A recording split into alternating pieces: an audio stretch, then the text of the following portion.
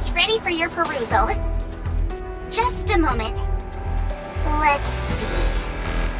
First, it seems that what LIVERYN said is true. Since the Pathfinder was formed, LIVERYN and Fragile have always been on the same missions. However, the number of missions assigned to them suddenly took a significant drop. This occurred immediately after it was announced the Ark had halted its expansion. After that, there's hardly any work records, save for the occasional assignment thrown their way. They obtained permission from Ingrid to engage in additional work, after which they primarily focused on acting as couriers. There appear to have been some attempts on her end. She tried to get them assigned to Infinity Rail, and looked into getting them to partner up with the Scouts. But this was overturned due to the opposition from the central government.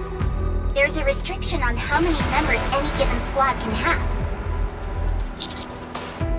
A preventative measure to ensure no single squad gets too large. It might sound petty, but there is indeed a viable reason for their concern. The Goddess Fall incident with Model CX was a major inciting factor. In the aftermath of that tragedy, the central government reached the conclusion that when too many NIKKEs operate together with a common goal, they become uncontrollable. Yes, it is for this reason that squads are typically composed of 3 members or fewer. Of course, there are exceptions, but there must be a valid reason. However, the Pathfinder's predicament was not considered a compelling enough reason to admit additional members. As far as the central government is concerned, NIKKEs don't need to eat or sleep to survive. That's to say that they don't need money. It certainly is. Well, there's nothing. Nothing at all. I wasn't able to turn up anything.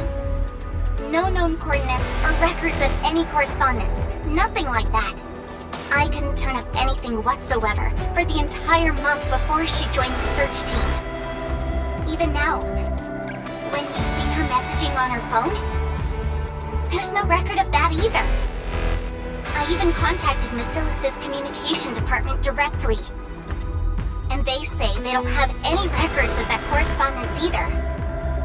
All they have is one record on file, which is Ingrid giving permission for her to join the search team.